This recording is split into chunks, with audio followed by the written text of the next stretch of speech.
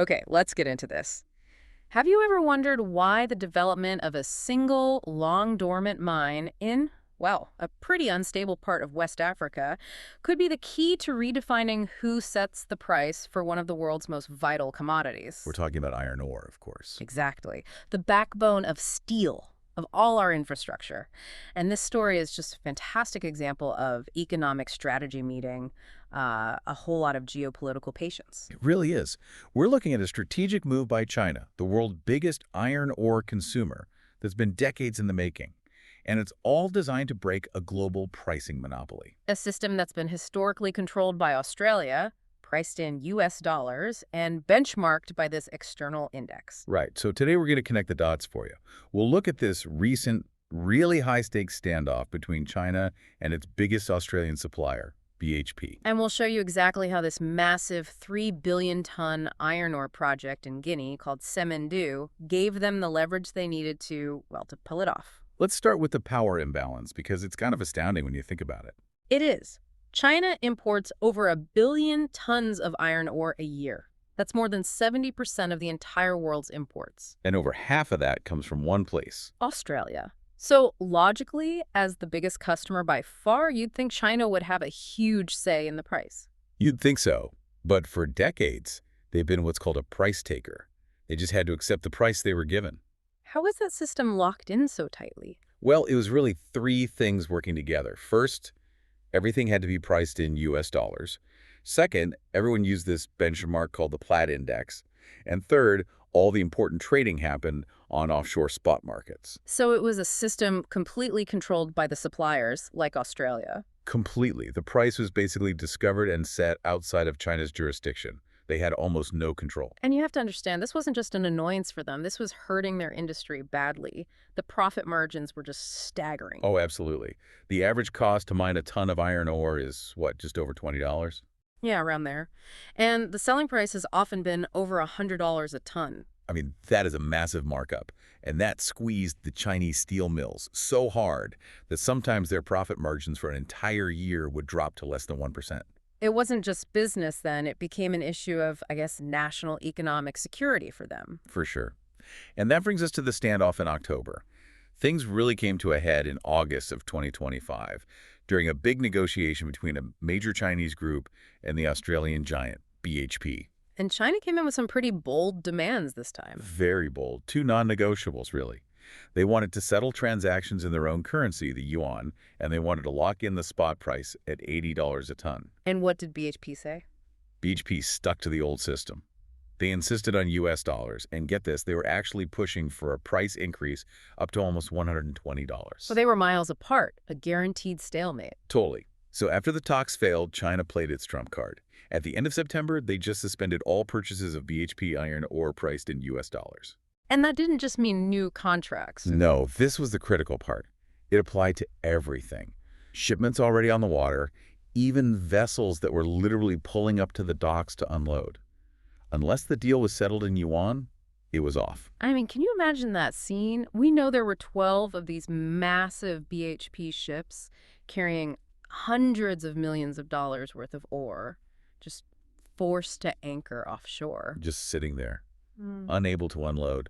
The panic in BHP headquarters must have been immense. And it worked. BHP caved in just 1 week. They did. They agreed to settle 30% of their iron ore sales to China in yuan. So why only 3%? Why not push for everything if they had them over a barrel? That's the strategic part. Yeah. They didn't need 100% to win. They just needed to break the monopoly. That 30% was the first crack in the US dollar's dominance. And they knew BHP couldn't afford a total shutdown.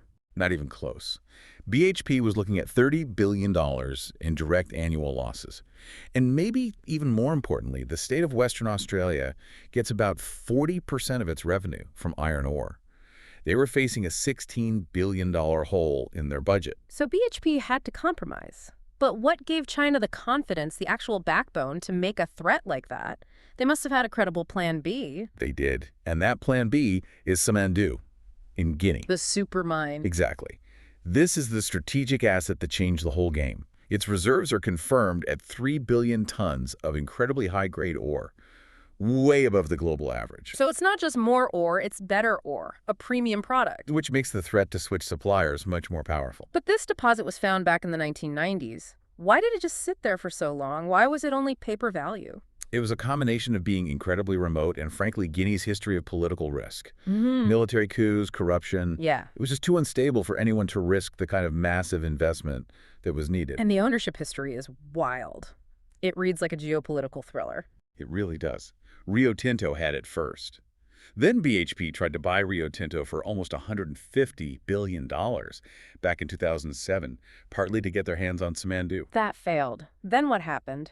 Well, after a coup, the rights were controversially given to another company, BSGR, which then sold a stake to a Brazilian company, Vale, for $2.5 billion. But that all fell apart too, didn't it? It did. In 2014, the Guinean government revoked the license, saying the original rights were secured through bribery. So for decades, you had all these mining giants circling and fighting, but the ore just stayed in the ground. Until late 2019, that's when a consortium of Chinese and Singaporean companies called WCS finally secured the rights. And they came with a $14 billion investment commitment.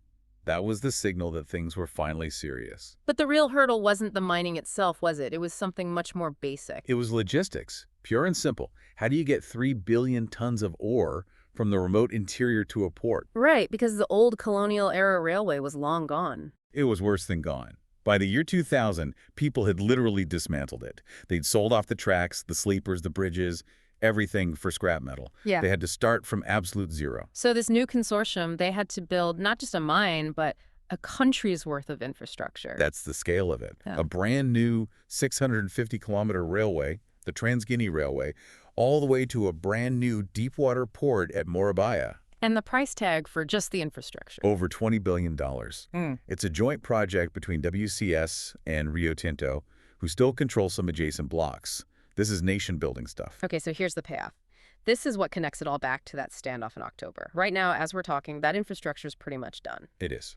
The first heavy-haul iron ore train left the mine in October. And the very first shipment, 200,000 tons of that premium Guinean ore, is scheduled to arrive in China this month. That's the leverage. That's the credible threat made real. And the production's just going to ramp up from here. Yeah. Over the next 2.5 years, they're aiming for 60 million tons a year. By 2028, at full production, we're talking about a fully loaded ship of Guinean ore leaving for China almost every single day. That completely changes the global supply dynamic. That output alone is about 5% of the world's total production. So what does that do to the price? Analysts are pretty clear. It's going to push the global price down. The consensus is it'll settle somewhere around $85 a ton within 3 years, and it's very unlikely to stay above $100 for any length of time. So China, the world's biggest buyer, finally goes from being a passive price taker to a true price maker, yes. They used the imminent arrival of this new supply to force the currency concession and stabilize their costs. And what about for Guinea? This could be transformative for them. It could be. The IMF thinks the mine could boost their GDP by a quarter over the next decade.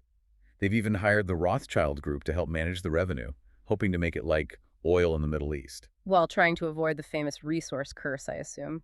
Exactly. Where the money just fuels corruption instead of development. To help with that, the Chinese companies have also committed to building local steel plants and bringing new technology to help Guinea diversify its economy. So when you step back, it's just an incredible chain of events. A political saga in West Africa, a $20 billion infrastructure bet, and a financial standoff thousands of miles away. All coming together to completely reset the rules for one of the world's most important commodities. It just shows how quickly strategic infrastructure can completely change economic and really geopolitical leverage. It does. And seeing how fast 30% of those sales shifted to the yuan, just based on the threat of this new supply, it really makes you think. It poses a bigger question, doesn't it? What does this story tell you about the future security of global supply chains? And about how much control over a key commodity can influence currency stability? It makes you wonder what other commodities out there could be next.